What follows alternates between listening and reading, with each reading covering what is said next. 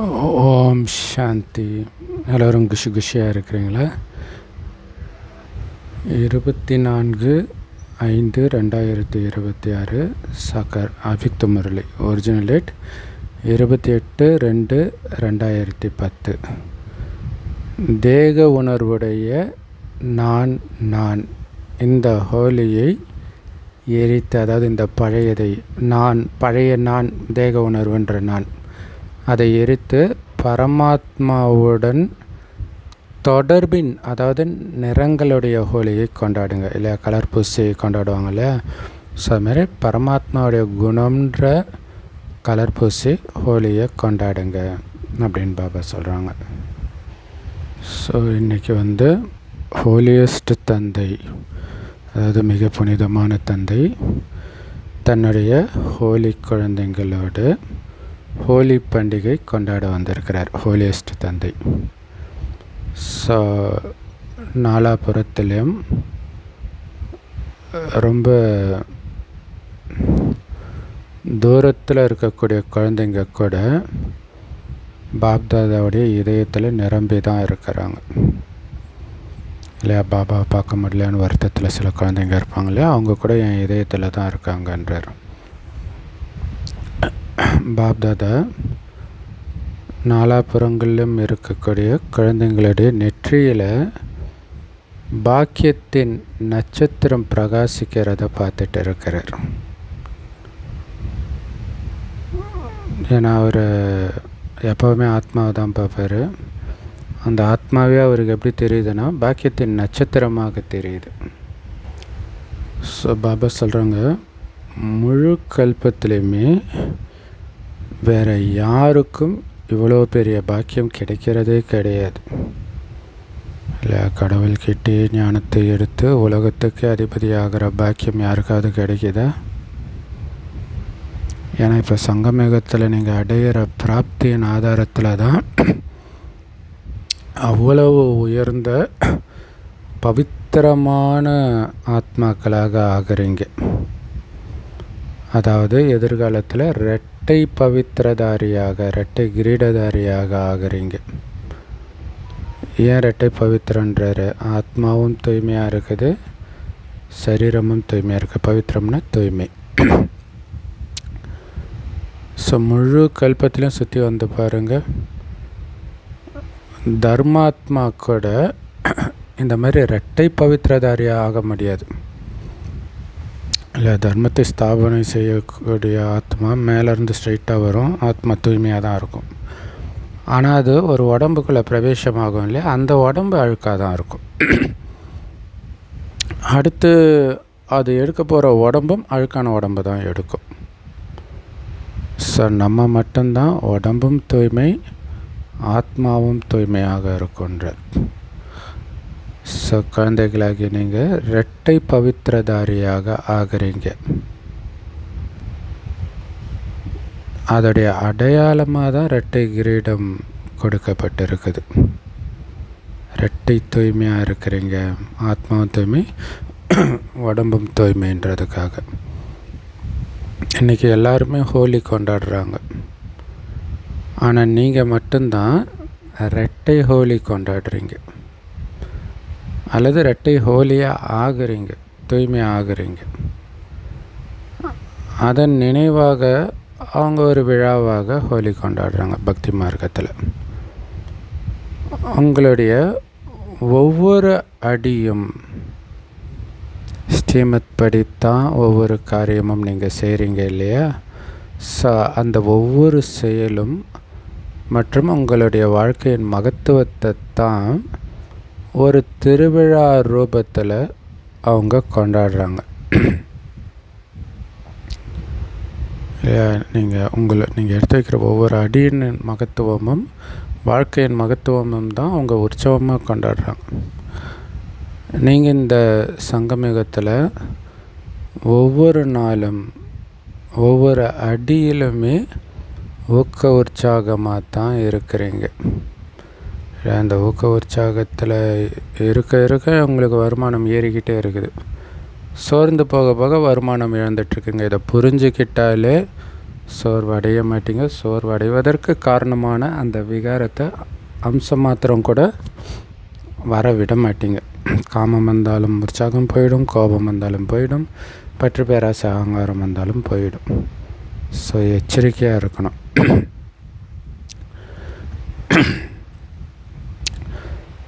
So அதனால் உங்களுடைய ஊக்க உற்சாகத்துடைய நினைவார்த்தம்தான் அவங்க உற்சவமாக ஹோலி பண்டிகையாக கொண்டாடுறாங்க. நம்ம குஷி குஷியாக இருக்கிறதுடைய நினைவாக அவங்க குஷி குஷியாக ஹோலி கொண்டாடுறாங்க. அது கொண்டாடுறதே ஒரு சந்தோஷமாக தான் இருக்கும். ஆனால் நீங்கள் உங்களுக்குள்ளேயே அந்த ஊக்க உற்சாகம் எப்போவுமே இருக்குது. எப்படி இருக்குது? ஏன்னா நீங்கள் பரமாத்மாவுடைய தொடர்பில் ஹோலி கொண்டாடுறீங்க இல்லை? அவர் தொடர்பில் அவருடைய வண்ணங்களை உங்களுக்குள்ளே பூசிக்கிறீங்க, அவருடைய குணங்களை. அதனால் உங்களுடைய ஒவ்வொரு அடியையும் அவங்க ஒரு திருவிழாவாக கொண்டாடுறாங்க. இப்போ ஹோலியில் முதல் நாள் எரிப்பாங்க, ஹோலிகா தஹன்னுவாங்க. நம்ம ஒரு பொங்கலுக்கு முன்னாடி எரிப்பாங்க இல்லையா, போகியப்போ அந்த மாதிரி எரிப்பாங்க. பிறகு அடுத்த நாள் கொண்டாடுவாங்க கலர் பூசி. அதேமாதிரி நீங்கள் கூட இந்த சங்கமயுகத்தில் உங்களுடைய பழைய சமஸ்காரங்களையும் சுபாவங்களையும் இந்த யோகம்ன்ற அக்னியில் போட்டு எரிக்கிறீங்க இல்லையா? பாபா நினைவில் இருக்கிறதன் மூலமாகவும் அந்த புது குணங்களின் சுரூபமாகிறதன் மூலமாகவும் பழைய குணங்களை எரிக்கிறீங்க. ஏன்னா பழைய சமஸ்காரங்களை எரிக்காமல் பரமாத்மாவின் தொடர்பின் நிறம் ஒட்ட முடியாது, அவருடைய குணம் உங்களுக்குள்ள தாரணையாக முடியாது இல்லையா? பழைய சமஸ்காரங்களை எரிக்கிறதுக்கு தான் பாபா நினைவில் இருக்கிறோம். அப்படி இல்லைன்னா பரமாத்மா அவங்களால சந்திக்க கூட முடியாது இல்லையா? புத்தினால் பரந்தாமத்துக்கு போய் நிலைச்சி நிற்க முடியாது. திரும்ப திரும்ப பூமியில் உள்ள விஷயங்கள் உங்களை கீழே இழுத்துட்டு வந்துடும். ஸோ அதனால தான் நீங்கள் யோக அக்னியில் உங்களுடைய பழைய சமஸ்காரங்களை எரிச்சிட்டு பிறகு பரமாத்மாவுடைய சமஸ்காரம்ன்ற நிறத்தினால உங்களை நிரப்பிக்கிறீங்க அல்லது பூசிக்கிறீங்க அந்த கலரை. ஸோ அதனால தான் இந்த ஹோலி, எல்லைக்குட்பட்ட ஹோலியிலையும் முதல்ல எரிக்கிறாங்க, அடுத்த நாள் கலர் பூசுகிறாங்க. ஆனால் உண்மையிலே அது உங்களுடைய ஆன்மீக மனநிலையில் இருக்கிறது. அதுக்கு அவங்க ஸ்தூல உருவம் கொடுத்து கொண்டாடுறாங்க. ஸ்தூல நெருப்புனால் எரிக்கிறாங்க, ஸ்தூல கலரை எடுத்து பூசிக்கிறாங்க. ஏன்னா அவங்க தேக உணர்வின் உள்ளுணர்வில் இருக்கிறாங்க, அவங்களுக்கு ஆத்மாவை பற்றிய விஷயம் தெரியாது. அதனால் அந்த தேகத்தை வைத்து அவங்க கொண்டாடுறாங்க.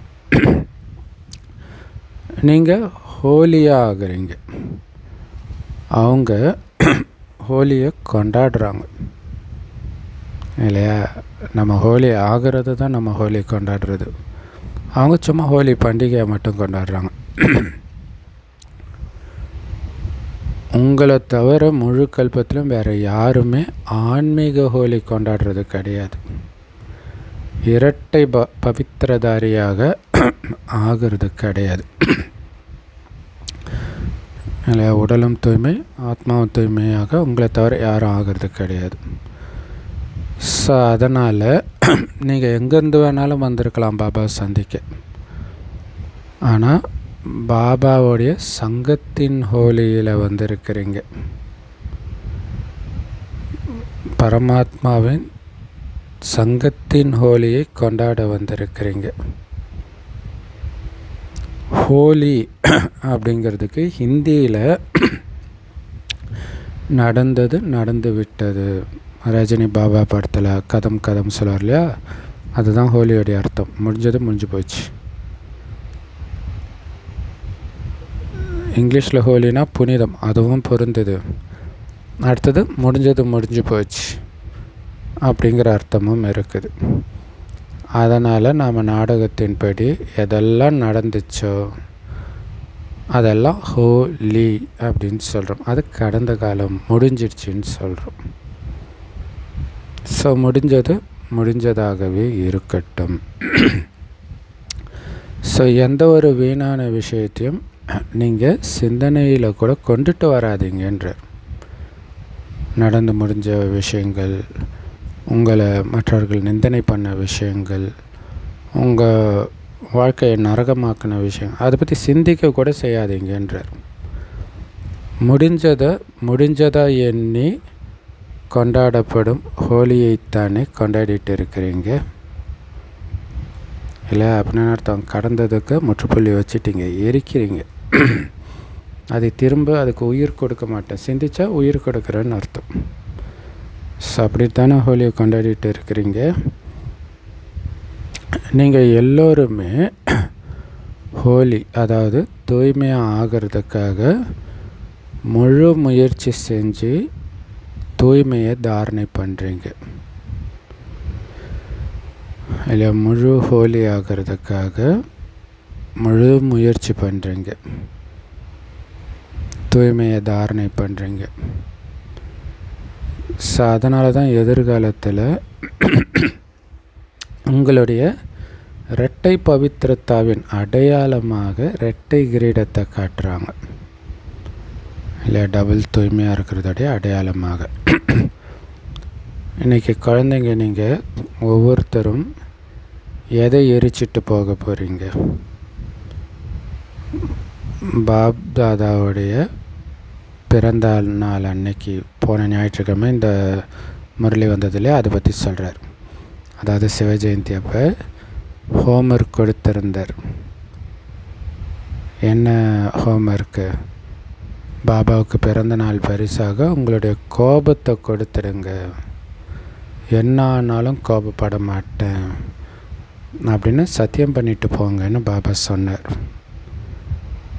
இப்போ பாபா ரிசல்ட்டு பார்க்குறார், குழந்தைங்க ஹோம்ஒர்க் முடிச்சிட்டாங்களான்ட்டு. ஸோ சில குழந்தைங்க கிட்ட இருந்து பாப் தாதாவுக்கு ரிசல்ட் வந்திருக்குது. ஸோ அந்த ரிசல்ட்டை பார்க்குறாரு. குழந்தைங்க எங்கெல்லாம் கவனம் செலுத்தி இருக்கிறாங்கன்னு பாப் தாதா பார்த்தார். ஸோ நீங்களே கூட உங்களுடைய ரிசல்ட்டை பார்த்துருப்பீங்க இல்லையா? நீங்கள் தானே எழுதி அனுப்புகிறீங்க. ஸோ யாரெல்லாம் இங்கே உட்காந்துட்டு இருக்கிறீங்களோ அவங்க உங்களுடைய ரிசல்ட்டை எடுத்திருப்பீங்கல்ல. ஆக்சுவலாக அந்த கேப்பில் அப்போ சொன்னதுக்கும் அடுத்த கேப்பு மட்டும் இல்லை, இப்போவே போன சண்டே முரளிக்கும் இந்த சண்டே முரளிக்கும் இடையில் கண்டிப்பாக கோபத்தை தூண்டக்கூடிய சூழ்நிலை வந்திருக்கும். அப்போ நான் ஹோம்ஒர்க் பண்ணிகிட்டு இருக்கிறேன், ஞாபகம் இருந்திருந்தால் தப்பிச்சிருப்பீங்க, இல்லைனா மாட்டிகிட்டு இருப்பீங்க. ஸோ அதுக்கு தான் அது எழுத சொல்கிறார் ஹோம்ஒர்க். நான் இதை பண்ண போகிறேன் அப்படின்ட்டு இல்லையா? 40 நாள் இதை ப்ராக்டிஸ் பண்ண சொன்னார். ஸோ யாரெல்லாம் இங்கே உட்காந்துட்டு இருக்கிறீங்களோ அவங்க உங்கள் ரிசல்ட்டை பார்த்தீங்களா? ஸோ யார் உங்களுடைய ரிசல்ட்டில் கோபத்தை கட்டுப்படுத்தி வெற்றியை அனுபவம் செஞ்சுருக்கிறீங்க அவங்க கைகளை உயர்த்துங்கன்றார். வெற்றி அடைஞ்சிங்களா? நல்லா கையை உயர்த்துங்கன்றார். ஆசிரியர்கள், வெளிநாட்டு குழந்தைங்க எல்லோரும் கையை உயர்த்துங்க. எல்லோரும் கை உயர்த்திருக்கிறாங்க. பாபா சொல்லார், நல்லது, வாழ்த்துக்கள். இந்த விஷயத்தில், அதாவது கோபத்தை வெற்றி அடைகிறதுல நீங்கள் எல்லோரும் உங்கள் மேலே தைரியம் வச்சு, இதுதான் பெரிய விஷயம். ஹோம்ஒர்க் கொடுத்தோடனே அந்த டெஸ்ட் பேப்பரை அவர் அனுப்புவார். ஹோம்ஒர்க்கே மறந்துச்சுன்னா அந்த டெஸ்ட் பேப்பர் வரும்போது ஏமாந்துருவீங்க, தோற்றுருவீங்க. ஹோம்ஒர்க் ஞாபகம் இருந்தாலே ஜெயிச்சிடுவீங்க. அதுக்கு தான் அந்த சார்ட் எழுதுறது இதெல்லாம் முக்கியன்றது. ஸோ கோபத்தை வெற்றி கொள்றதில் நீங்கள் எல்லோரும் தைரியம் வச்சுருக்கிறீங்க. தைரியத்தின் பலனாக வெற்றியை அடைய முடியும் அப்படின்னு அனுபவம் செஞ்சுருக்கிறீங்க. இந்த அனுபவத்தை தைரியம் வச்சு கோபத்தை வென்ற அனுபவத்தை இனி எதிர்காலத்திலையும் லட்சியம் வச்சு அடிக்கடி செக் பண்ணுங்க. ஏன்னா முன்னேற விரும்புகிறீங்க இல்லையா? அப்படி விரும்பினா கண்டிப்பாக உங்களால் நடத்தி காட்டவும் முடியும். நிரந்தரமாக கோபத்தின் மீது வெற்றி அடையவும் முடியும் அப்படின்னு நினைக்கிறீங்களா? நடத்தி காட்ட முடியுமா? எதிர்காலத்திலையும் கைகளை உயர்த்துங்க. ஸோ இதில் முக்கியமான விஷயம் என்னென்னா, அந்த வெற்றி அடையிற அனுபவத்தை ஞாபகப்படுத்த சொல்கிறார். ஏன்னா அனுபவம் ஆச்சுன்னா ஒரு தடவை மறக்காது. சும்மா கேள்விப்படுறது மறக்கும். ஆனால் அனுபவம் ஆச்சுன்னா அது ஜென்மத்துக்கும் மறக்காதுன்னார். ஸோ அதனால தான் இந்த அனுபவத்தை, கோபத்தை வென்றீர்கள் இல்லையா, அந்த அனுபவத்தை ஞாபகப்படுத்தி இதிலேயே நிலைச்சிருக்கணுன்ற லட்சியம் வச்சு முன்னேறி போகணும்னு நீங்கள் நினச்சிங்கன்னா கண்டிப்பாக உங்களால் முடியுன்ற. ஸோ அதுதான் கை உயர்த்த சொல்கிறார். முடியும்னு நம்புகிறீங்களான்ட்டு. ஸோ டீச்சர்ஸ், பாண்டவர்கள் எல்லாராலையும் முடியும் தானே? பாபா சொல்கிறாரு, நடத்தி காட்ட முடியுமா? இல்லை, நடந்தே தீரணுன்றார். ஸோ இதுக்கு கைத்தட்டுங்கன்றார் இல்லையா? நடந்தே தீரணும். நமக்கு முடியுமான்ற வார்த்தையே கிடையாது. நல்லது இல்லை, impossible is the word found in fools டிக்ஷனரின்னு நெப்போலியன் சொல்லியிருப்பார் இல்லையா? நமக்கும் அது பொருந்தும். நடந்தே தீரணும். நல்லது. ஸோ இது கொஞ்ச நாளைக்கான ஹோம்ஒர்க்கு தான் இது இல்லையா? பாபா கொடுத்தது, ரொம்ப நாள் ஆகலை. ஸோ இன்றைக்கி முதல் ஒவ்வொரு 3 மாதங்களுக்கும் கவனமாக இருந்து கோபத்தின் அழுத்தத்தை உங்களால் முடிக்க முடியுமா? ஸோ அது எவ்வளோ பெரிய விஷயமா இருந்தால் பாபா இவ்வளோ அழுத்தம் கொடுத்து சொல்கிறாரு பாருங்க இல்லையா? 3 மாதத்துக்கு ஒரு தடவை அந்த டேர்ம் எக்ஸாம் வைப்பாங்களே, அதேமாதிரி ஒவ்வொரு 3 மாதத்துக்கும் இது கவனம் கொடுத்து கோபத்தின் அழுத்தத்தையே முடிச்சிட முடியும். அது ஒரு அழுத்தம் தானே, திடீர்னு தானே வெடிக்குது இல்லையா? அவன் வெடிச்சிட்டான்னு தானே சொல்லுவாங்க அந்த கோபம் வரும்போது. ஸோ அப்படி உங்களால் முடிக்க முடியுமா? கோபத்தின் அழுத்தமே இருக்கக்கூடாது. உங்களால் ஃபோர்ஸை கொடுக்க முடியும். ஏன்னா அதோடைய ஃபோர்ஸ் உங்கள் புத்தியை யோசிக்க விடாமல் பண்ணிடுது. ஸோ அதனால் முடியும்னு நினைக்கிறவங்க கையை உயர்த்துங்க. நல்லது. ஸோ இந்த நல்ல செய்தி பாப்தாதாவுக்கு ரொம்ப குஷி கொடுக்குது. ஏன்? கோபத்திற்கான காரணம் என்ன? கோபத்தின் விதை எது? நீங்கள் எப்போவுமே உங்களுடைய எதிர்கால ஸ்வரூபத்தை உங்கள் முன்னாடி வைங்க. ஸோ உங்களுடைய எதிர்கால ஸ்வரூபம் எவ்வளோ அலங்கரிக்கப்பட்ட மகிழ்ச்சியான முகம்னு பாருங்கள். கூடவே பாப்தாதாவையும் பாருங்கள். ஸோ அதுலேயும் பிரம்மா பாபாவை முன்னாடி எடுத்துகிட்டு வாங்க. இதுதான் உங்களுடைய குணம், உங்களுடைய லட்சியம். அப்படி தான் இருந்தீங்க. இதுதான் உங்களுடைய உண்மையான ஸ்வரூபம். ஸோ அதனால் அந்த தேவதா ஸ்வரூபம், உங்களுடைய தேவதை ஸ்வரூபத்தை எடுத்துகிட்டு வாங்க. அந்த முகம் அவ்வளோ ஆனந்தமாக இருக்கும். இன்றைக்கு வரைக்கும் மனிதர்கள் அழகாக இருக்கக்கூடிய மனிதர்கள் முன்னாடி வசீகரிக்கப்படுறதுக்கு காரணம் சொர்க்கத்தில் இருந்தவங்க முகத்தை அது ஞாபகப்படுத்துது. அதனால தான். ஸோ இது இல்லாமல் அலங்கரிக்கப்பட்ட முகமாகவும் இருக்கும். மகிழ்ச்சியாகவும் இருப்பாங்க, நிறைய அலங்காரமும் பண்ணியிருப்பாங்க.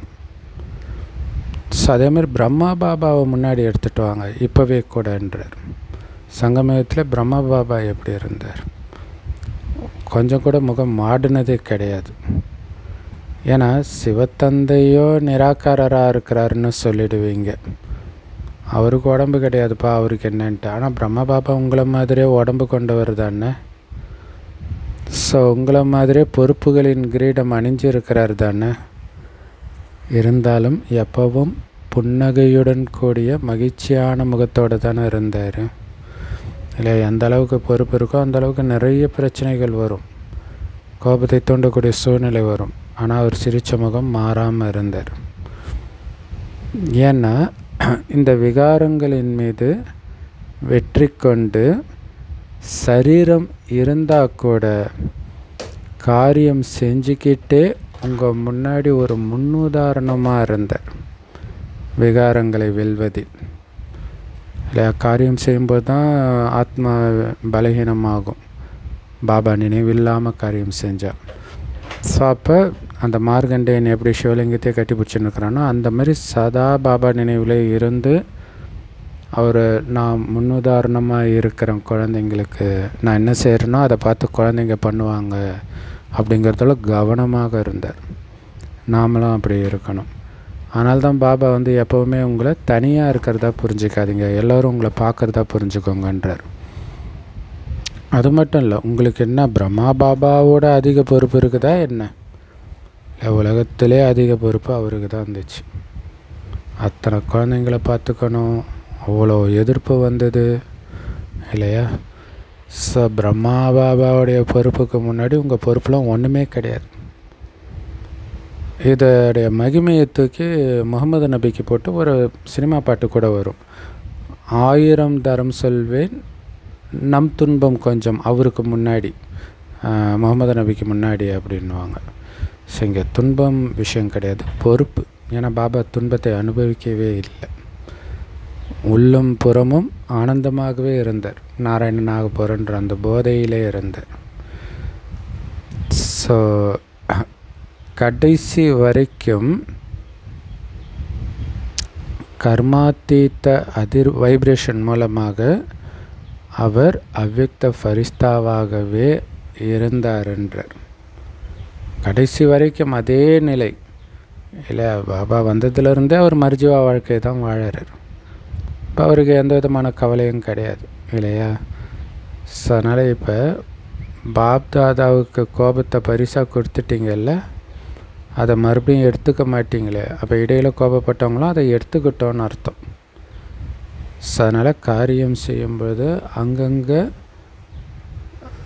கோபப்படுற மாதிரி சூழ்நிலை உருவாகிறத பாப்தாதாவுக்கும் தெரியும் இல்லையா? அப்பப்போ வந்துடும். டெஸ்ட் பேப்பர் வைக்கிறதுக்காக ஏதாவது ஒரு சூழ்நிலை யாராவது நிமித்தமாக ஆவாங்க. நிறைய பேர் ரிசல்ட்டில் எழுதியிருந்தாங்களாம், பாபா நான் குரலை உயர்த்த வேண்டியதாக ஆயிடுதுன்ட்டு. அதனால் மனநிலையில் கொஞ்சம் வேகம் வந்துடுது. ஸோ பாபா சொல்கிறாங்க, எப்போ அந்த மாதிரி விஷயங்கள் உங்கள் முன்னாடி வருதோ அப்போ தான் நீங்கள் வெற்றியாளர் ஆகிறதுக்கான வாய்ப்பு உங்களுக்கு இருக்குதுன்னு நீங்கள் புரிஞ்சுக்கணும். இல்லை வெற்றி அடைகிறதுக்கான இல்லை டெஸ்ட் பேப்பர் ஒன்று உங்களுக்கு பரிசு கொடுக்க வருது, ஆனால் நீங்கள் தோத்துடுறீங்க. ஸோ அது எதுக்கு வருதுன்றதை மறந்துடுறீங்க. ஒருத்தர் உங்களை ட்ரிகர் பண்ணும்போது ட்ரிகர் ஆகிடுறீங்க. அந்த ட்ரிகர் பண்ணும்போது அமைதியாக இருந்தால் நீங்கள் ஜெயிக்கிறீங்க. இதை மறந்துடுறோம். அதுக்கு தான் இந்த சமானத்திலே இருக்கணும். ஏன்னா பிரச்சனைகள் விஷயங்கள் இதோடைய வேலை வர்றது தான். ஆனால் அந்த விஷயங்களை பார்க்காமல் கடந்து போகணும், வெற்றியாளர் ஆகணும் அப்படிங்கிறது தானே உங்களுக்கு பாபா கொடுத்த ஞானம். விஷயங்களை கடக்கணும், விஷயத்தோடு சண்டை போட்டுட்டு இருக்கக்கூடாது. ஸோ அதனால் இப்படி வெற்றி அடைகிறது உங்களுக்கு பிடிச்சிருக்குதா? கோபத்துக்கு விடை கொடுங்க. சதா காலத்துக்கும் விடை கொடுப்பீங்களா அல்லது 3 மாதத்துக்கு மட்டும் விடை கொடுப்பீங்களா? ஸோ எவ்வளவு காலத்துக்கான தைரியம் உங்ககிட்ட இருக்குது? 3 மாதம் வரைக்கும் தான் தாக்கு பிடிக்குமா? இல்லை சபரிமலைக்கு போகிறவங்க 40 நாள் விரதம் இருக்கிறாங்க, அதுக்கு மேலே அவங்களால விரதம் இருக்க முடியாது. ஸோ அந்த மாதிரி உங்களால் 3 மாதம் மட்டும்தான் கோபத்தை கட்டுப்படுத்த முடியுமா? இல்லை சதா காலத்துக்கும் கட்டுப்படுத்த முடியுமா? தைரியம் இருக்குதா அந்த அளவுக்கு? ஏன்னா சதா காலத்துக்கு கோபத்தை வெல்வது ஒன்றும் கஷ்டம் கிடையாது, அது நடந்தே தீரணும் அப்படின்னு நினைக்கிறவங்க கையை உயர்த்துங்கன்றார். இல்லை நடக்க முடியுமா? இல்லை, நடந்தே தீரணும். நல்லது. பாபா இப்போ குஷியாக இருக்கிறார். ஏன் தெரியுமா? இந்த கடைசி பிறவியில் கூட உங்களுடைய மகிமை என்னென்னு பாடப்படுது. உங்களுடைய தேவதை ரூபத்துக்கு முன்னாடி போய் உங்களுடைய மகிமையை சர்வகுண சம்பன்ன சம்பூர்ண நிர்விகாரின்னு தான் பாடுறாங்க. நீங்கள் அந்த மாதிரி மகிமைக்குரிய தேவதையாக ஆகிறது இந்த சங்கமயுகத்துக்கான மகிமை. இப்போ தான் அப்படி ஆகுறீங்க இல்லை, தேவதை ஆகிட்டீங்க. பட் ஆகிற விஷயம் இப்போ நடந்துகிட்டு இருக்குது. அப்போ அது எவ்வளோ சூப்பரான விஷயம் இல்லையா? காரை பார்க்குற சந்தோஷத்தை விட காரை உருவாக்குற ஃபேக்ட்ரியில் பார்க்கும்போது இப்படி தான் பண்ணுறாங்க, அது ஒரு சந்தோஷத்தை கொடுக்கும். எல்லாமே அப்படி தான் இல்லையா? ஒரு பழம் டேஸ்ட்டாக இருக்கும், பட் அது எங்கே விவசாயம் பண்ணுறாங்க, எப்படி பண்ணுறாங்கன்னு பார்க்கும்போது நமக்கு சந்தோஷமாக இருக்கும். அந்த மாதிரி தேவதைகள் அழகாக இருப்பாங்க, பட் அவங்கள அழகாக ஆக்கின விஷயம் நடக்கிற இடம் அல்லது ஃபேக்ட்ரி இந்த சங்கம யுகம். அதை பண்ணுறவர் பாபா. அப்போ அவருக்கு குஷி இருக்க தானே செய்யும். ஸோ பாப்தாதாவுடைய இதயத்தில் ஒரு விசேஷமான ஆசை இருக்குது. சொல்லட்டுமா? தலையசைங்கன்றார். ஸோ இப்போதிலிருந்தே ஒவ்வொரு குழந்தையையும் எப்பவும் மலர்ந்த ரோஜா மலராகத்தான் பாபா பார்க்க விரும்புகிறார் இல்லையா? இப்போவே கையெடுத்து கும்பிடணும். தேவி முகம் எப்படி இருக்கும்? ரோஜா மாதிரி மலர்ந்து இருக்கும் இல்லையா? அப்படி பார்க்கத்தான் விரும்புகிறார். அதிர்ஷ்டசாலிகளாகவும் மகிழ்ச்சியாளர்களாகவும் இருங்க எப்போவுமே இல்லை. எப்போவுமே மலர்ந்த ரோஜா நான். அற்புதமான சுவமானம் அது. அப்படி இருந்தாலே நீங்கள் அதிர்ஷ்டசாலியாக தான் இருப்பீங்க. மற்றபடி பிரச்சனை விஷயங்கள் இதோடைய வேலை கண்டிப்பாக வர்றது தான் புரிஞ்சுக்கோங்க. அது கண்டிப்பாக வரும். ஆனால் உங்களுடைய லட்சியம் என்ன? கோபப்படாமல் சிரித்த முகத்தோடு அதை கடந்து போகிறது தானே. அந்த லட்சியத்தை உங்கள் நடத்தையில் கொண்டுட்டு வாங்க, பயப்படாதீங்கன்றார் பாபா. செம பவர்ஃபுல்லான முரளி இல்லையா? பிரம்மகுமாரிகள்னாலே தூய்மையை பற்றி அதிகமாக சொல்லி கொடுக்குறாங்க அப்படிங்கிறது இப்போ ஃபேமஸாக இருக்குது இல்லையா? அதே மாதிரி பிரம்மகுமாரிகள் கோபத்திலிருந்தும் விடுபட வைக்கிறாங்கன்றதும் ஃபேமஸ் ஆகணும் அப்படின்னு பாபா சொல்கிறார் 2010 முரளியில். ஆனால் ஆல்ரெடி சிவானி தீதி அதை ஃபேமஸ் ஆக்கிட்டாங்க இல்லையா? பிரம்மகுமாரிகள்னால கோபத்திலிருந்து விடுபட வைக்கிறது தான்றது தான் இப்போ ப்ராப்ளமாக இருக்குது. தூய்மை பற்றி அந்தளவுக்கு ப்ராப்ளமாக இருக்கிற மாதிரி தெரியல. ஸோ ஏன்னா எல்லாருமே கோபத்திலேருந்து விடுபட விரும்புகிறாங்க இல்லை. மெயினாக அவங்க யோகா ஆன்மீகத்தை தேடுறதுக்கே எனக்கு அதிக கோபம் வருது, அதிலேருந்து விடுபடணும்னு ஆசைப்படுறாங்க. ஏன்னா கோபப்படுறதுனால மன அழுத்தம், பிளட் ப்ரெஷர்லாம் வருது இல்லையா? ஸோ அதனால் எல்லோருமே கோபத்திலேருந்து விடுதலை அடைய விரும்புகிறாங்க. ஆனால் அதுக்கான வழி யாருக்குமே தெரியறது கிடையாது. இதுக்கு முன்னாடி தூய்மையாகிறதெல்லாம் வாய்ப்பே கிடையாதுன்னு நினச்சாங்க. ஆனால் இப்போ நீங்கள் உங்களுடைய அனுபவத்தின் ஆதாரத்தில் அது சாத்தியம்னு அவங்க புரிஞ்சுக்கிறாங்க. அதே மாதிரி இந்த வருடம் கோபத்தை வெல்ல முடியும், அது ஒன்றும் கஷ்டம் இல்லைன்ற அலையை பரப்புங்க. ஸோ இந்த மாதிரி அனுபவத்தின் உதாரணங்களை நடைமுறை வாழ்க்கையில் கொண்டுட்டு வாங்கன்ற இல்லை. அது அனுபவம் ஆகணும். கோபத்தை வெல்றது ஈஸி தான் அப்படிங்கிறது. ஸோ நிறைய குழந்தைங்க காரியம் செஞ்சுக்கிட்டே கோபத்தின் மீது வெற்றி பெற்றவர்களாக ஆகி இருக்கிறாங்க. ஏன்னா காரியம் செய்யும்போது தான் கோபம் வரும். கோபமே படக்கூடாதுன்ட்டு நீங்கள் யோகத்தில் உட்காந்துட்டு இருக்கும்போது எப்படி கோபம் வரும் இல்லையா? அப்போவும் ட்ரிகர் பண்ணாங்கன்னா வரும். ஸோ ரொம்ப எச்சரிக்கையாக இருக்கணும். ஸோ அந்த மாதிரி உதாரணங்கள் உங்கள் குடும்பத்திலையும் பிராமண பரிவாரத்திலையும் இப்போ உருவாகி இருக்குது இல்லையா? இவருக்கு கோபமே வராதுங்க அப்படின்னு சொல்லணும் மற்றவங்க. அதனால் இந்த வருடம் என்ன செய்ய போகிறீங்க? ஹோலி கொண்டாட வந்திருக்கிறீங்க தானே. ஏன்னா கோபம் கடந்த கால விஷயத்தை வச்சு தான் வருமே இல்லையா. அன்றைக்கி அப்போ சொன்ன அதை ட்ரிகர் பண்ண நீ என்னென்ன பண்ண தெரியுமான்ட்டு சொல்ல ஆரம்பிச்சிடும். ஸோ அதனால்தான் ஹோலி கொண்டாட வந்தீங்க தானே. கடந்ததாக்க தானே வந்திருக்கிறீங்க. கடந்ததுக்கு எந்த காரணத்துக்கு ஒன்றும் உயிரை கொடுக்கக்கூடாது, அதாவது திரும்ப எடுத்து சிந்திக்கக்கூடாது. ஸோ ஹோலியில் என்ன பண்ணுவாங்க, எதையாவது எரிப்பாங்க. ஸோ அதே மாதிரி நீங்கள் எதை எரிக்க போகிறீங்க, கோபத்தை தான் எரிக்க போகிறேன்னு முடிவு பண்ணிட்டீங்க தானே. ஸோ அந்த சங்கல்பத்தை இன்னும் வலுப்படுத்துங்கன்ற, உறுதியாக்குங்க. கோபத்தை எரித்தே தீர வேண்டும். மன அழுத்தத்துக்கு முக்கியமான காரணமே தேக அபிமானத்துடைய நான் அப்படிங்கிற வார்த்தை தான் பாப்தாதா பார்க்குறாங்க இல்லையா. நான் என்ன பண்ண தெரியுமா, நான் எவ்வளோ உழைச்சேன்னு தெரியுமா, அந்த நான் அதுதான் மன அழுத்தத்துக்கு காரணமாகவே இருக்குது. தேக உணர்வின் நான்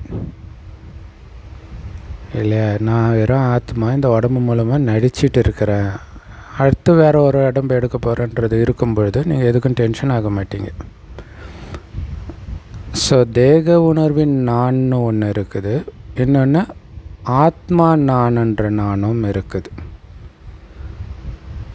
ஸோ தேக உணர்வுடைய நான் அகங்காரம் கொண்டதாக இருக்குது, அதனால் அவமானமும் இணைந்தே இருக்குது.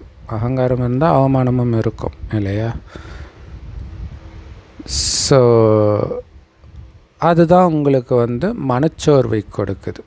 அந்த மனச்சோர்வை கொடுக்குற நான் தான் உங்களை வீழ்ச்சியடைய வைக்கிது. அதனால் இன்றைக்கி கோபத்தை வெல்வதற்காக, முன்னேறி செல்வதற்காக இந்த தேக உணர்வின் நான் என்பதை யோகம்ன்ற நெருப்பில் போட்டு எரிச்சிடுங்கன்றார்.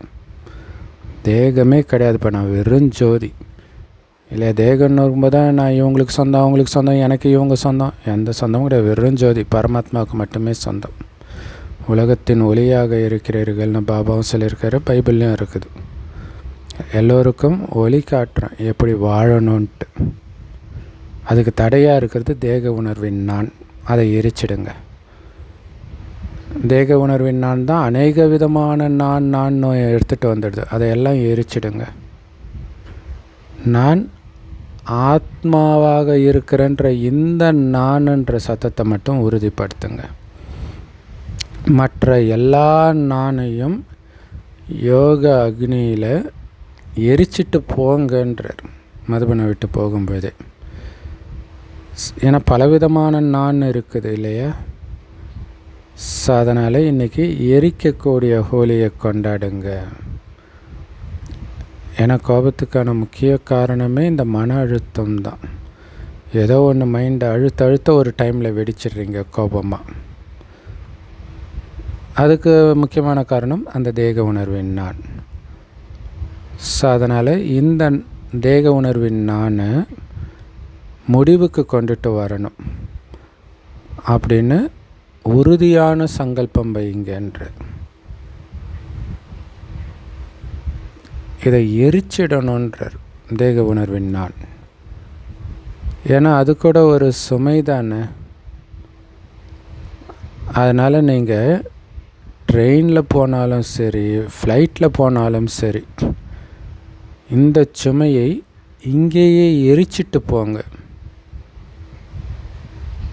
இல்லையா. எங்கே போனாலும் எடுத்துகிட்டு போயிடாதீங்க, இங்கேயே எரிச்சிட்டு போயிடுங்க. மதுபனில் எரிச்சிட்டு அப்புறம் நீங்கள் ட்ரெயின்லையாவது போங்க, ஃப்ளைட்லையாவது போங்கன்ற. எரிக்க முடியுமா? குழந்தைங்க தைரியம் வச்சா பாபாவுடைய உதவி கூடவே இருக்குது. தைரியம் வைக்கணும், அதற்கான சக்தி தானாக பாபா கொடுப்பார். என்ன ஆனாலும் நான் கோபப்பட போகிறது கிடையாது. அந்த நேரம் ஞாபகம் இருக்கணும். இல்லை இதில் தான் ஃபெயிலாக இருக்கிறோம் இந்த ஒரு வாரத்தில்னா இந்த ஒன்றுத்தை மட்டுமே ஃபாலோ பண்ணால் போதும். இல்லை என்ன ஆனாலும் நான் கோபப்பட மாட்டேன்.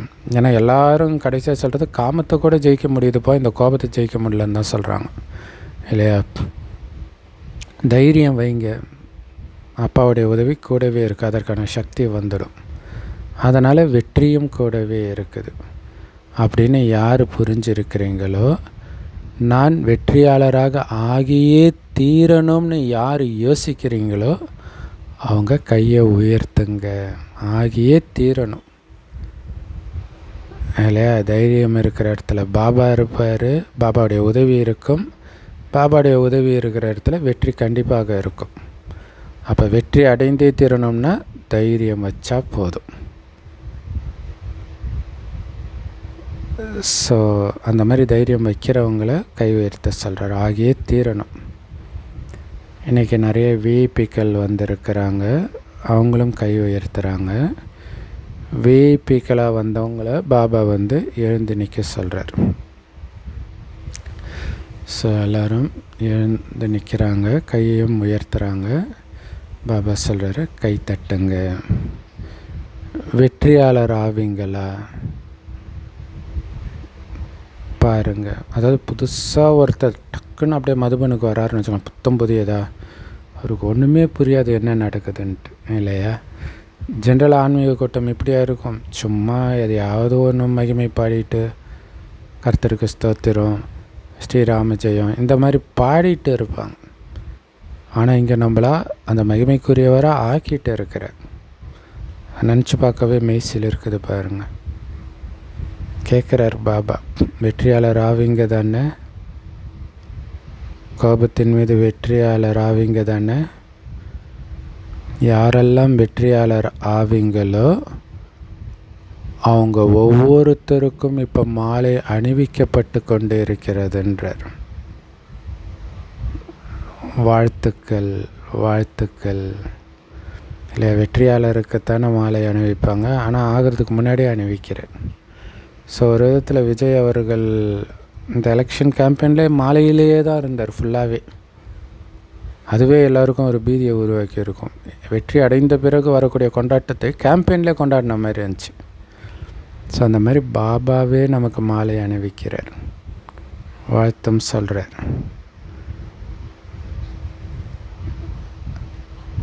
இல்லை, வெற்றி அடைஞ்சவங்களுக்கு தானே வாழ்த்து சொல்லுவாங்க, இப்போவே வாழ்த்து சொல்கிறார். நல்லது. இப்போ வந்திருக்கிற விஐபிக்கள் எல்லோருமே தைரியமானவர்கள். அதனால தான் பாபா வரம் கொடுக்கிறார். ஸோ இந்த நேரத்தில் ஒரு பிறவிக்காக மட்டும் ஏதோ ஒரு பணியில் நீங்கள் விஐபியாக இருப்பீங்க, இல்லை ஏதோ ஒரு துறையில் விஐபியாக இருப்பீங்க. அரசியலாக இருக்கலாம், சினிமா இருக்கலாம், ஏதோ ஒன்றுத்தில். ஆனால் தைரியமான குழந்தைகளாகிய உங்களை பாப்தாதா இப்போ விஐபின்னு சொல்ல மாட்டார், குழந்தைன்னு தான் கூப்பிடுவார். நீங்கள் எல்லோரும் 21 பிறவிக்கு விஐபியாக ஆவீங்கன்னு பாபா வரதானமும் உத்தரவாதமும் கொடுக்கிறார். இல்லை, இப்போ பாபா குழந்தை ஆகிறதன் மூலமாக தான் 21 பிறவிக்கு விஐபி ஆகிறீங்க. ஸோ இதில் எலெக்ஷன் வைக்கிறதோ செலெக்ஷன் பண்ணுறதோலாம் எடுபடாது. இப்போ நீங்கள் கோபத்தை வெல்வதன் மூலம் 21 பிறவிக்கு விஐபி ஆவீங்கன்னு உத்தரவாதம் கொடுக்கிறார். ஸோ அதனால் எல்லோரும் ஒன்று மட்டும் விட்டுடாதீங்க. எப்படி இப்போ சம்பந்தம் தொடர்பில் வந்திருக்கிறீங்களோ அப்படி இந்த பிராமண பரிவாரத்துடைய தொடர்பை விட்டுடாதீங்க. இதை தான் ஒன்றை மட்டும் விட்டுடாதீங்கன்ற. இல்லை, விஐபிக்கள் பிஸியாக இருக்குதுன்ட்டு விட்டுட்டு போயிடுவாங்கல்ல. நிறைய விஐபிக்கள் அப்பப்போ வருவாங்க. இல்லை, நடிகர் சரத்குமார் நிறைய பேர் அப்பப்போ தொடர்பில் வருவாங்க. அதை தான் பாபா சொல்கிறார், அந்த சம்பந்தத்தை விட்டுறாதீங்கன்றார். நீங்கள் எந்த அளவுக்கு பாபா குழந்தைகளோட கனெக்ஷனில் தொடர்பில் இருக்கிறீங்களோ அந்த அளவுக்கு ரிலேஷன் வலுப்படும். ஸோ தந்தையுடைய வரதானமும் உங்களுக்கு கண்டிப்பாக கிடைக்கும். இது உங்களுக்கு சம்மதம் தானே? பிராமண பரிவார தொடர்பில் இருக்க சம்மதமாக கைகளை உயர்த்துங்க. நல்லது. பாப்தாதா ஒரு மலர் மாலையை உயர்த்தி முன்னோக்கி நகர்த்தினார். இந்த மாலையை நீங்கள் அனைவரும் அணிந்து கொள்ளுங்கள். இல்லை இப்படி எடுத்துகிட்டு வர்றார். பாபாவே குழந்தைங்களுக்கு மாலை போடுறார். எவ்வளோ சூப்பரான விஷயம் இல்லையா? சிவன் பார்வதிக்கு மாலை போடுறது ரொம்ப ஃபேமஸாக இருக்கும் இல்லையா? அந்த மாதிரி. ஸோ அப்போ ஒவ்வொருத்தரும் பாபாவே நமக்கு மாலை போடுறாரு அப்படின்னு நினச்சிக்கணும். நீங்கள் எல்லோரும் புது குழந்தைங்க, உண்மையான தங்க குழந்தைங்க. எப்பவும் தந்தைக்கு கீழ்ப்படிந்து நடக்கக்கூடியவர்கள் தானே. நடக்கக்கூடியவர்கள்னால் தான் உண்மையான தங்க குழந்தைங்க இல்லையா? அதனால் இன்றைக்கி இந்த நானுங்கிற அகந்தையை எரிச்சிட்டு தான் போகணும்.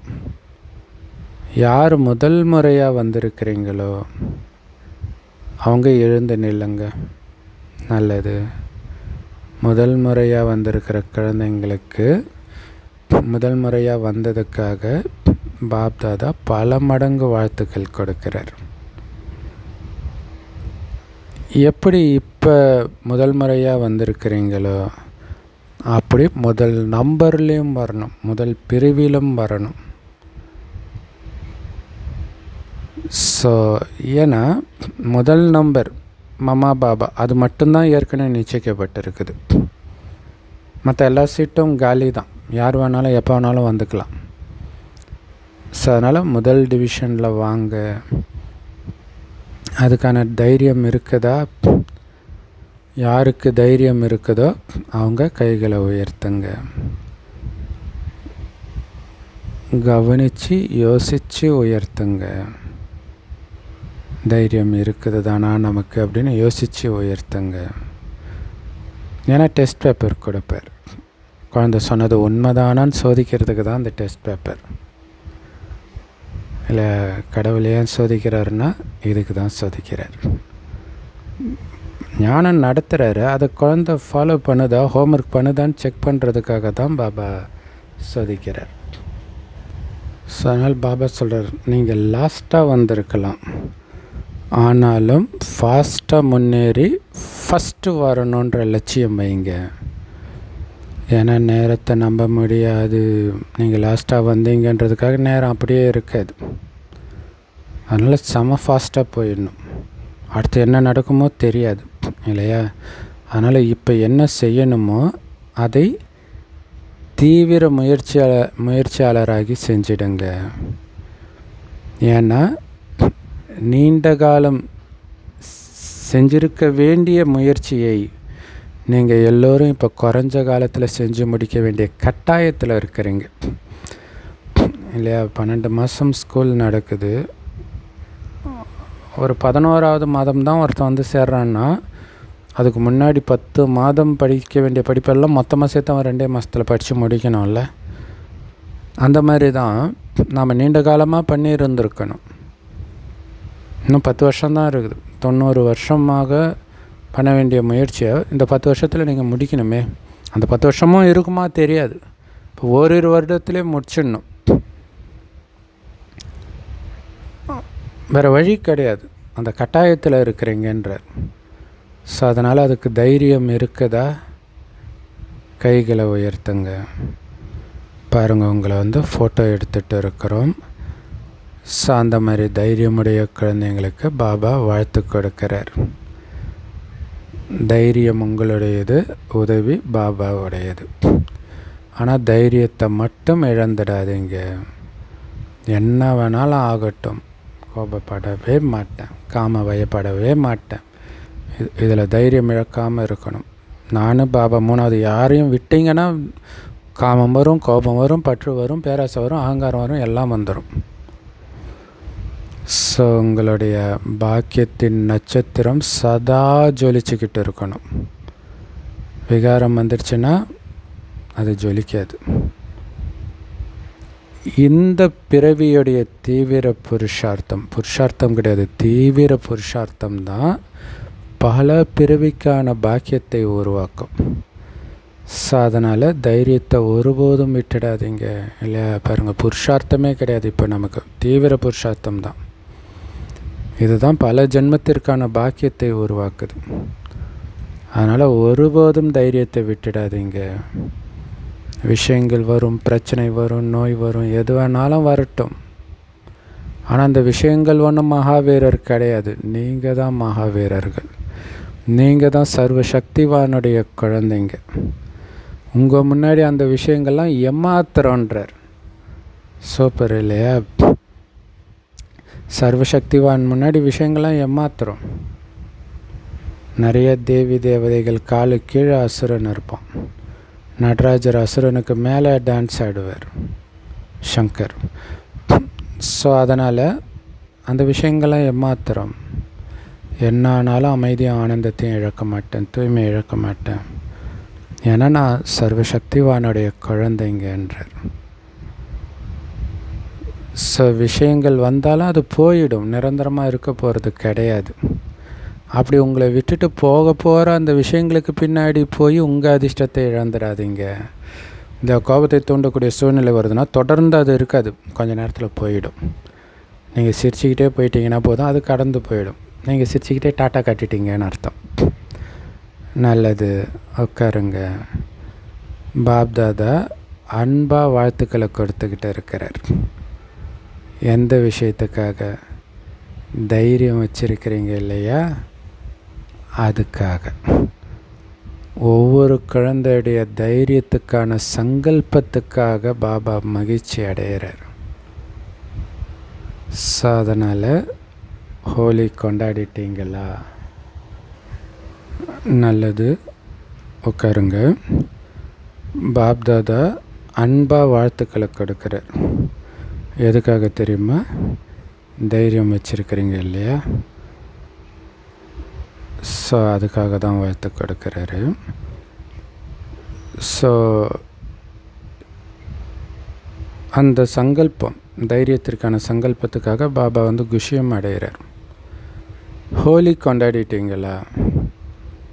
எரிக்கக்கூடிய ஹோலியையும் கொண்டாடினீங்க. பரமாத்மா சங்கத்தின் வண்ண ஹோலியையும் கொண்டாடினீங்க இல்லை? பழைய அந்த கோபம்ன்ற சமஸ்காரத்தை எரிச்சிங்க. பாபாவுடைய குணன்ற அந்த நிறத்தினால உங்களை நிரப்பிக்கிட்ட அந்த ஹோலியும் கொண்டாடினீங்க. ஸோ எரிப்பதையும் கொண்டாடினீங்க, வண்ணத்தில் நனைவதையும் கொண்டாடினீங்க. இப்போ பாப்தாதா எல்லா குழந்தைங்களுக்கும் ஒரு ட்ரில் செய்ய வைக்க விரும்புகிறார். ஏன்னா நாலாபுறமும் சூழ்நிலை இருக்குது, எங்கே பார்த்தாலும் ஏதோ ஒரு சூழ்நிலை இருக்குது. இப்படி நாலாபுறத்திலும் இருக்கக்கூடிய சூழ்நிலைகளுக்கு இடையில் இருந்துக்கிட்டு உங்களால் ஒரு நொடியில் ஒரு நிலைப்பட்ட மனநிலையில் இருக்க முடியுமா? சூப்பராக சொல்கிறார் பாருங்க இல்லையா? ஒவ்வொரு இடத்துலையும் ஒவ்வொரு விதமான சூழ்நிலை இருக்கத்தான் செய்யும். ஸோ அந்த சூழ்நிலைக்கு இடையில் இருந்துக்கிட்டே ஒரு நொடியில் ஒரு நிலைப்பட்ட மனநிலையில் இருக்க முடியுமா? ஸோ நடைமுறையில் அந்த மாதிரி அனுபவம் செய்கிறீங்களான்றார். மதுபனில் இருந்து பாபாவை நினைக்கிறது கஷ்டம் கிடையாது. உங்கள் குடும்பத்தில் அந்த பிரச்சனை வரும்பொழுது, பிராமண பரிவாரத்துலேயோ லௌகிக குடும்பத்துலேயோ அல்லது வேலை பார்க்குற இடத்துலையோ, அந்த நேரம் ஒரு செகண்டில் எல்லாத்தையும் தூக்கி கழிச்சிட்டு அப்படியே மனம் அமைதியாகணும். சும்மா நினைக்கிறது மட்டும் கிடையாது, அமைதியாகணும். அப்போ தான் நினைக்கிறதோடைய பவரை நீங்கள் எடுக்கிறீங்கன்னு அர்த்தம். அப்படி அனுபவம் செய்ய முடியுதா? அது அடிக்கடி பண்ணிக்கிட்டே இருந்தால் தான் அது சாத்தியம்.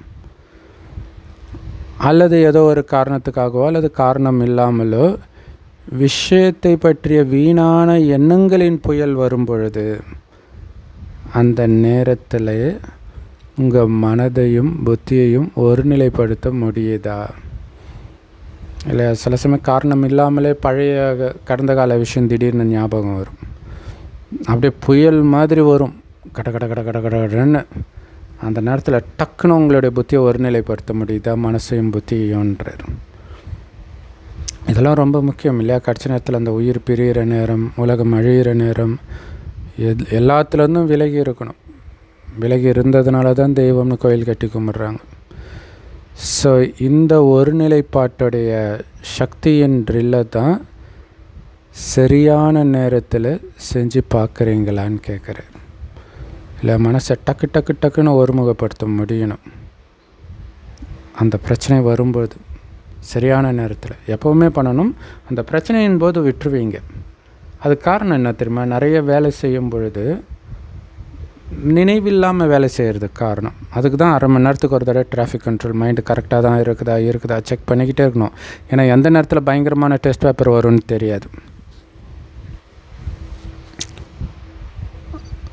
ஒருவேளை இந்த மாதிரி நேரத்தில் ஒரு நொடியில் உங்களால் மனதை ஒருநிலைப்படுத்த முடியல, அந்த சக்தி வரலை அப்படின்னா எதிர்காலத்தில் இதே மாதிரி சூழ்நிலைகள் மீண்டும் மீண்டும் வருமே இல்லை? அது வர வரைக்கும் அது வந்துக்கிட்டே இருக்கும். அதை யோசிக்கணும். அடுத்த தடவை வரும்போது நான் ஜெயிச்சு காட்டுறேன்னு லட்சியம் வைப்பீங்க. ஆனால் அடுத்த தடவை வரதுக்குள்ளே அதை மறந்துடுவீங்க, மாட்டிக்குவீங்க. ஸோ ஞாபகம் மறதி தான் நமக்கு மிகப்பெரிய எதிரி. கடந்த கால விஷயத்தை தான் மறக்கணும், இந்த வாக்குறுதிகளை மறக்கக்கூடாது. ஆனால் ரிவர்ஸாக இருக்குது இல்லையா? ஸோ அதனால் இன்றைக்கி பாப்தாதா ஒரு நொடியில் ஃபுல் ஸ்டாப் வைக்க சொல்கிறார். அதாவது ஒரு நொடியில் கடந்த காலத்துக்கு முற்றுப்புள்ளி வச்சுட்டு, அல்லது நடந்துகிட்டு இருக்கிற விஷயத்துக்கு ஃபுல் ஸ்டாப் வச்சுட்டு, மனசை ஒருநிலைப்படுத்தி நிலைக்கிற பயிற்சியில் இருக்க சொல்லி அட்டென்ஷன் கொடுக்குறார். உங்கள் அட்டென்ஷனை எடுத்துகிட்டு வர வைக்கிறார். எது நடந்தாலும் டக்குன்ட்டு அப்படியே பாபா கிட்ட வந்துடணும். ரொம்ப முக்கியமான விஷயம். ஆக்சுவலாக மகாபாரதத்தில் இதெல்லாம் ஒரு சூப்பரான விஷயமாகவே நம்ம நினைக்க மாட்டோம். ஆனால் அது சூப்பரான விஷயம். என்னென்னா, குரு துரோணாச்சாரியர் இருக்கிறார் இல்லையா? அவர் இருக்கிற வரைக்கும் கௌரவர்களை ஜெயிக்க முடியாது. அதனால் அவரை மனதளவில் பலகீனப்படுத்தணுன்ட்டு அவருடைய பையன் இறந்துட்டான்னு போய் சொல்லுவாங்க. அதே பேர் உள்ள ஒரு யானையை வெட்டிட்டு அஸ்வத்தாமன் இறந்துட்டான்னு தன்னுடைய பையன் இறந்துட்டான். அப்பயும் அவர் நம்ப மாட்டார். அப்போ தர்மர் பொய் சொல்ல மாட்டார்னு அவர்கிட்ட கேட்பாங்க. அவர் ஆமாம் இறந்துட்டாருன்னுவாங்க. உடனே அந்த ஆயுதங்களை எல்லாம் கீழே போட்டுட்டு டக்குன்னு தியானத்தில் உட்காருவார். அப்போ ஒருத்த கழுத்து வெட்டுருவோம். ஆனால் பக்தி மார்க்கத்தில் அதை பார்க்கும்போது அவர் தோத்துட்டார் அப்படி தெரியும். மகனே இறந்தாலும் மனம் இறைவனோடு லயிக்குது. இது எவ்வளோ பெரிய விஷயம். ஏன்னா நிறைய பேர் அந்த மாதிரி நேரத்தில் தான் இறப்பாங்க இல்லை? மகன் இறந்துட்டான், இதெல்லாம் உங்களுக்கு ஒரு ஹார்ட் அட்டாக் இதெல்லாம் கொடுக்கும். ஆனால் மகனை பற்றிய சிந்தனை இல்லாமல் இறைவனுடைய நினைவில் இருக்கணும். அது ரொம்ப முக்கியமானதுன்ற ஒரு மிகப்பெரிய மெசேஜ் அது கொடுக்குது. ஸோ அதனால தான் டக்குன்னு முற்றுப்புள்ளி வச்சுட்டு மனதை ஒருநிலைப்படுத்துகிற பயிற்சியில் கவனம் கொடுங்கன்றார். ஏன்னா இயற்கை தன்னுடைய பலவிதமான நிறங்களை காட்ட தொடங்கிடுச்சு இல்லையா? ஒரு பக்கம் கவர்ச்சி, இன்னொரு பக்கம் துக்கத்தை கொடுக்கறது, எல்லாமே நடக்குது. இயற்கையின் பலவிதமான நிறங்கள், ஏஐ டெக்னாலஜி எல்லாமே அப்படி தான் இருக்குது இல்லையா? நாலாபுரமும் என்னென்ன நடந்துட்டு இருக்குதுன்னு உங்கள் எல்லாருக்கும் அதிகமாகவே தெரியும். 2010 சொல்கிறார், 2026 பயங்கரமாகவே இருக்குது. ஸோ அதனால் மனதையும் புத்தியும் அலைப்பாய வைக்கக்கூடிய விஷயங்கள் கண்டிப்பாக வரும். ஸோ அந்த நேரம்லாம் இன்டர்நெட் வந்த டைம் இல்லையா? அப்போவே சொல்கிறார். அப்போ தான் அந்த சேட்டிங்கு இதெல்லாம் வந்தது. முன்ன பின்ன தெரியாதவங்களோடலாம் ஈஸியாக சேட் பண்ணலாம். அப்போ புத்தி அலைப்பாய வைக்கக்கூடிய விஷயங்கள் நிறைய வரத்தான் செய்யும். அதனால் இப்போவே இந்த பயிற்சியை பண்ணுங்க. மனதையும் புத்தியையும் உங்களால் ஒரு நொடியில் பரந்தாமத்தில் நிலைநிறுத்த முடியுதா?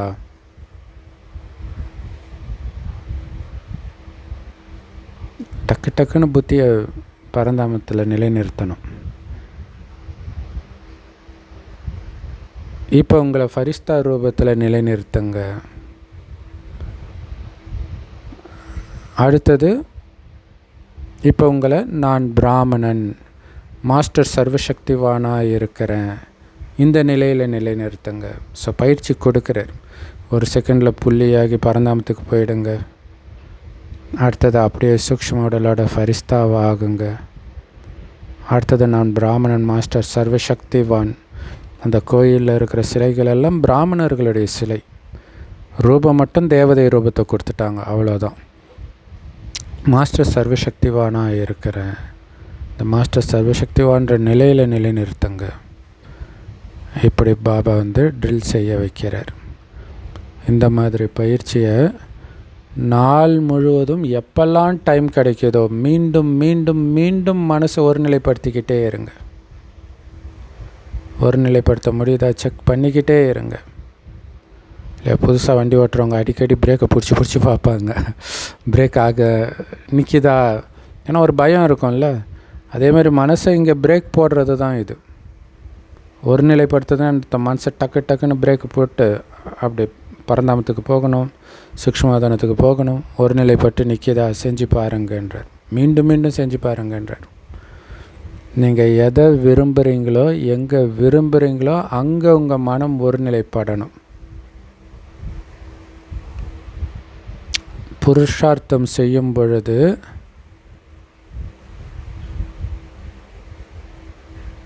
ஒரு நிமிடம் ஆகலாம் அந்த நிலை வர்றதுக்கு.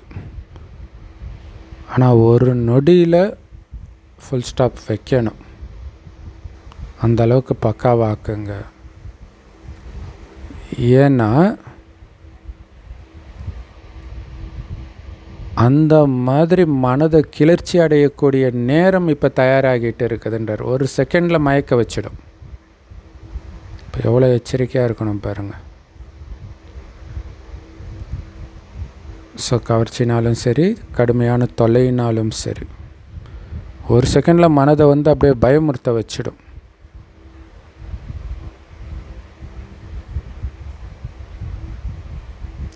அப்போ எவ்வளோ எச்சரிக்கையாக இருக்கணும். ஒரு சகோதரி ட்ரெயினில் ஏறுறாங்க, நடுவில் நிற்கிற ஸ்டேஷன். அது ஒரு நிமிஷம் கூட நிற்காது இல்லையா, 10-20 செகண்டு தான் நிற்கும். ரொம்ப கூட்டம். அதுலேருந்து இறங்குறாங்க, இறங்கவும் முடியல, ஏறவும் முடியல. அதுக்குள்ளே வண்டி வேறு ஸ்டார்ட் ஆகிடும். ஸோ அந்த தாய் குழந்தையை தேடுறாங்க. அதெல்லாம் ஒன்றா வந்திருப்பாங்க போல இருக்குது. இன்னொருத்தவங்க அந்த குழந்தைய எடுத்துகிட்டு வந்தாங்க. அது தெரியாமல் இவங்க வெளியில் இருந்துட்டு பதறாங்க, கத்துறாங்க. அதுக்கப்புறம் டிடிஆர் பார்த்து வண்டி நிறுத்தி இருக்கிறார். அதுக்கப்புறம் அப்படியே அழுதுகிட்டே இருக்கிறாங்க. குழந்தைய வேறு ஒருத்தங்க அழைச்சிட்டு வந்துட்டாங்க. அதுக்கப்புறம் அவங்கள ஆஸ்வாசப்படுத்துகிறாங்க. ஸோ இதை ஏன் சொல்கிறேன்னா, இது ஒரு மனதை கிளர்ச்சி அடையக்கூடிய ஒரு தருணம். ஸோ அந்த மாதிரி சூழ்நிலையில் நீங்கள் இருந்தால் என்ன ஆகும் யோசிச்சு பாருங்கள். நிறைய பேர் மதுபன் போயிட்டு வரும்போதே ட்ரெயினை விட்டவங்களாம் இருக்கிறாங்க இல்லையா. ஸோ அதுக்கு ஒரு பிரதர் மதுபன்லேருந்து ரிட்டன் டிக்கெட்டு போடலை. என்ன பிரதர் இப்படி ஆயிடுச்சு அப்படின்னு கேட்குறாங்க. அதுக்கு அவர் சொல்கிறாரு, என்ன இங்கேயே வந்துட போகிறோம், எப்படியும் வீட்டுக்கு போக தானே போகிறோம் அப்படிங்கிறார். எவ்வளோ சூப்பரான அனுபவம். அதான் அனுபவன்றது இல்லையா. எந்த பிரச்சனையும் அப்படியே இருக்காது. இதெல்லாம் மைண்டில் அப்படியே அது சொரூபமாக இருக்கணும், இல்லைன்னா மாட்டிக்குவீங்க. அமைதியாக இருக்கிறதுக்கு தேவையான ஞானம் டக்குன்னு வரணும். நாடகத்தில் பதிவானது நடக்குது, டென்ஷன் ஆகக்கூடாது. ஸோ அந்த அளவுக்கு மனம் முழுக்க உங்கள் கட்டுப்பாட்டில் இருக்கணும். ஏன்னா மனம் என்னுடையது, நான் மனம் கிடையாது. நான் சொல்கிறத கேட்குறதுன்னு அர்த்தம். மனம் என்னுடையதுன்னா, நான் மனம் அல்லன்னு ஈஷாவில் சொல்கிறாங்க, நான் உடலும் அல்லன்றாங்க. அப்போ அந்த உடலும் என் கண்ட்ரோலில் இருக்கணும், மனமும் என் கண்ட்ரோலில் இருக்கணும்னு அர்த்தம். அது அவங்களுக்கு அது தெரியாது. வேறு ஏதோ நான் அதை மட்டும் சும்மா கிளிப்புள்ள மாதிரி சொல்லிகிட்டு இருக்கிறாங்க. ஸோ நான் மனம் கிடையாது, மனம் என்னுடையது. அப்போ என்னுடையது அப்படின்னா அதன் மீது என்னுடைய கட்டுப்பாடு இருக்கணும்ல, அப்போ தானே அது என்னுடையது. இல்லை ஒரு சிலர் நாய் வளர்க்குறாங்க, அவங்க எது சொன்னாலும் கேட்கும், அவங்க கட்டுப்பாட்டில் வச்சுருக்கிறாங்க. அப்போ அந்த மாதிரி உங்களுடைய மனதின் மீது உங்களுடைய கட்டுப்பாடு இருக்குதா அப்படின்னு ட்ரில் பண்ணுங்க. இது ரொம்ப முக்கியம். இந்த சிம்ம வாகினி இது எல்லாமே பார்த்திங்கன்னா அவங்களுடைய வாகனம்னு சொல்கிறது அவங்களுடைய மனம் அவங்க கட்டுப்பாட்டில் இருக்கிறது. மயிலாக இருக்கட்டும், எந்த வாகனமாக இருக்கட்டும். செம பவர்ஃபுல்லான முரளி இல்லையா, அவ்யக்த முரளி. ஸோ இங்கே யாரெல்லாம் வந்திருக்கிறீங்களோ ஒவ்வொரு குழந்தையும் பாப்தாதாவுக்கு பிரியமான குழந்தை தான். ஏன்னா நீங்கள் எப்படிப்பட்டவராக இருந்தாலும் ஒவ்வொரு குழந்தையும் பாப்தாதா கோடியில் ஒரு ஆத்மாவை தான் பார்க்குறார். நீங்கள் புருஷார்த்தத்தில் பலவீனமாகவே இருந்தால் கூட தந்தைக்கு பிரியமானவர் தான். ஏன்னா தந்தைக்கு பிரியமானவராக ஆகி இருக்கிறீங்கல்ல ஒவ்வொருத்தரும். மனதார என்னோட பாபா மேரா பாபான்னு சொல்கிறீங்கல்ல, அதனால் தந்தைக்கும் அவங்க ரொம்பவுமே பிரியமானவர்கள். ஒரு விஷயத்தை மட்டும் பாப்தாதா மறுபடியும் ஞாபகப்படுத்துகிறார். அதாவது உங்கள் முகம் எப்போவுமே மகிழ்ச்சியாக தான் இருக்கணும், குஷியில் ஜொலிக்கிறதா தான் இருக்கணும். இது ரொம்ப முக்கியம். ஸோ இதுக்கு முரளி ரொம்ப முக்கியம். அவ்யக்த முரளி ரொம்ப ரொம்ப ரொம்ப ரொம்ப முக்கியம். தினமும் ஒரு அவ்யக்த முரளி கொஞ்சம் பாயிண்ட் ஆகுது. ஏன்னா அதுதான் ஆத்மாவுக்கான உணவு, இல்லைன்னா மாட்டிக்குவீங்க. ஸோ இப்போ சொல்கிறாங்க எப்போவும் மகிழ்ச்சியாக இருக்கணும், பல தடவை சொல்லியிருக்கிறாரு. ஆனால் இன்றைக்கி சொல்லும்போது குஷி ஆகுது இல்லை. அப்போ தினம் கேட்கும்பொழுது தான் அது இருக்கும். ஏன்னா இது மிலிட்ரி, அந்த கமாண்ட் கேட்டுக்கிட்டே இருக்கணும் கமாண்டர்கிட்ட இருந்து. ஸோ எப்போவுமே உங்களுடைய முகம் மகிழ்ச்சியாகவும் குஷியிலும் ஜொலிக்கணுன்றார். தேவிகளுடைய சிலைகளே அப்படி தானே இருக்குது, ஷைனிங்காக இருக்குது இல்லையா.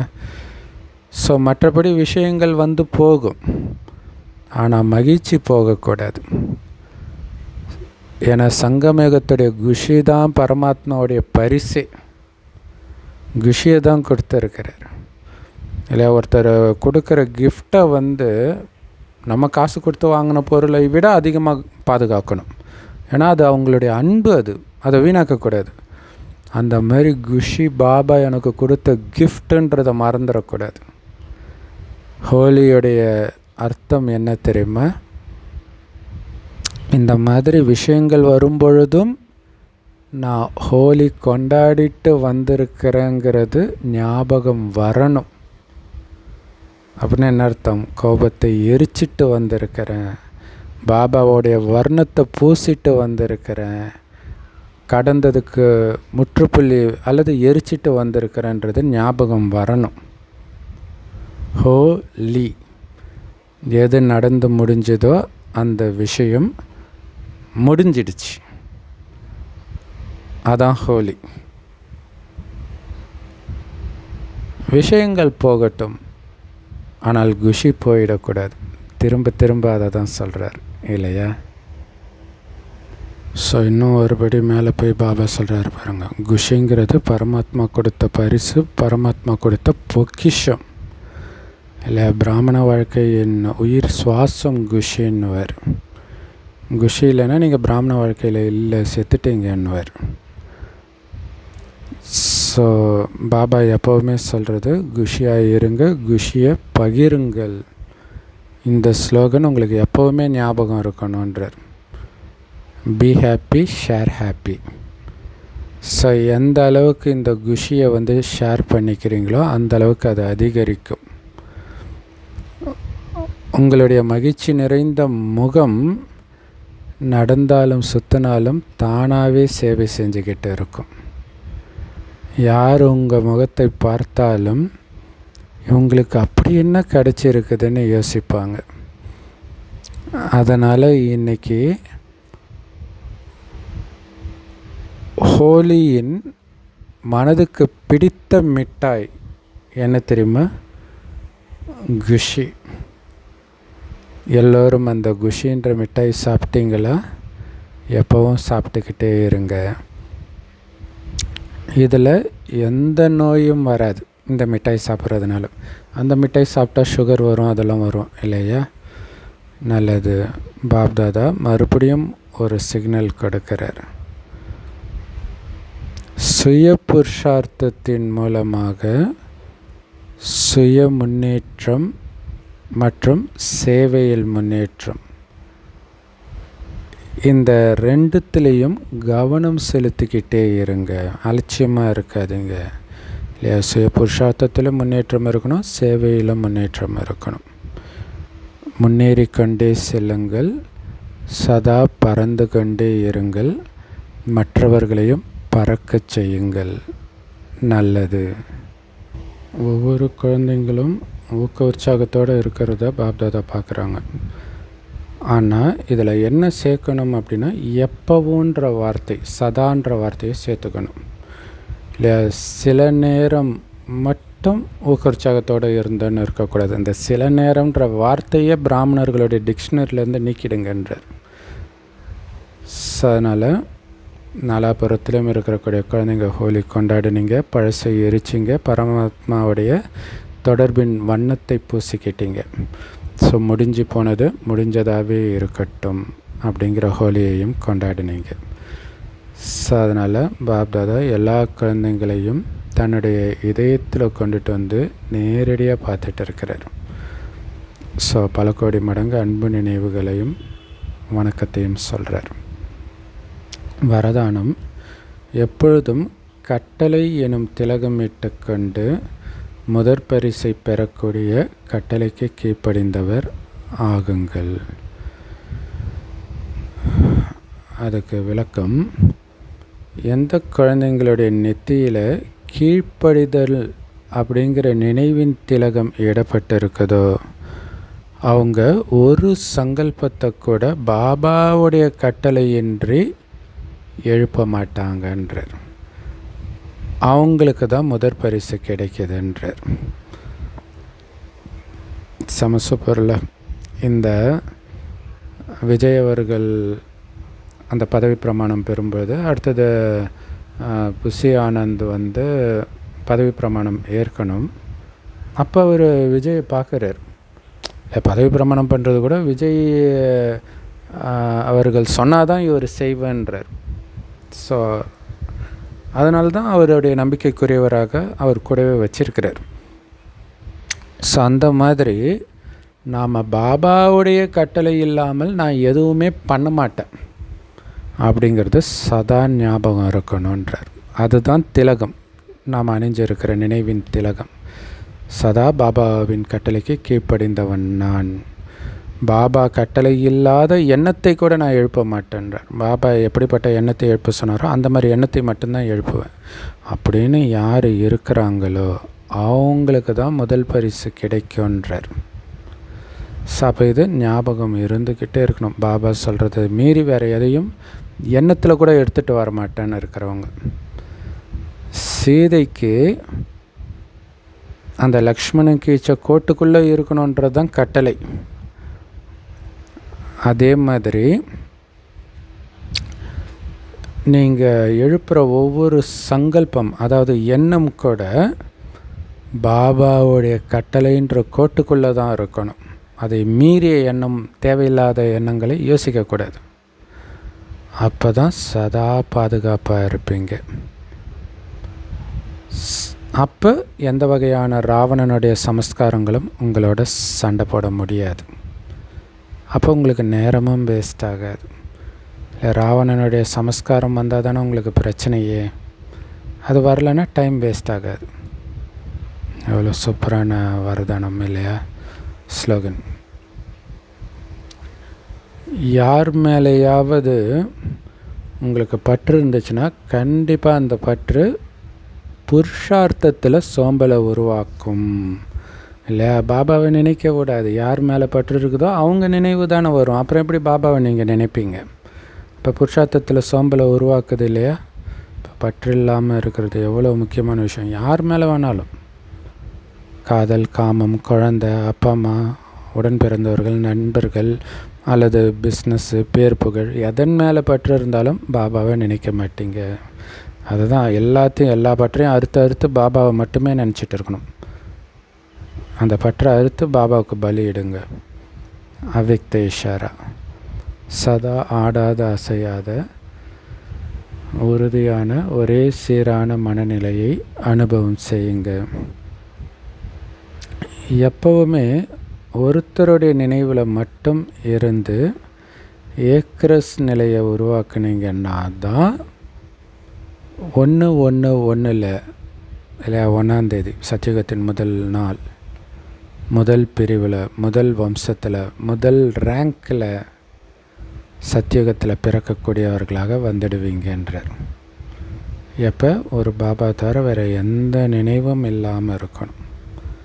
அந்த ஒரே சீரான அமைதியான மனநிலை மட்டுமே எப்போவுமே இருக்கணும். எது நடந்தாலும் பாபாவை தவிர எதுவுமே மைண்டில் இல்லைன்னா மனநிலையும் ஒரே சீராக தான் இருக்கும் இல்லையா. அவங்க தான் ஆரம்பத்திலே வர முடியும்.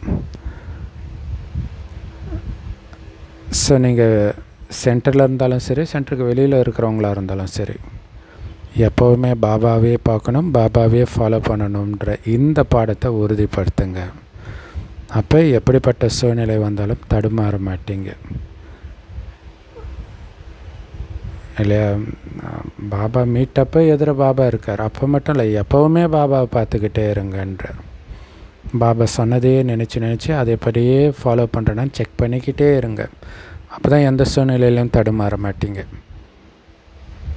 பிரம்மா பாபாவுக்கு முன்னாடி எத்தனையோ விஷயங்கள் வந்தது, ஆனால் அவர் அந்த விஷயங்களெல்லாம் பார்த்ததே கிடையாது.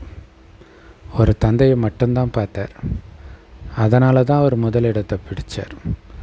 அதனால் தந்தையை பின்பற்றுங்கள், ஃபாலோ ஃபாதர். ஸோ இன்றைக்கி முரளி பல முறை படிக்க வேண்டியது, பல முறை கேட்க வேண்டிய முரளி. இதை ஒன்று தாரணை பண்ணாலே நாராயணன் ஆயிடலாம், அந்த மாதிரி முரளி இது. செம powerful. Love you Bap Dada. Thank you Bap Dada. குஷியாக இருங்க, குளிர்ச்சியாக இருங்க.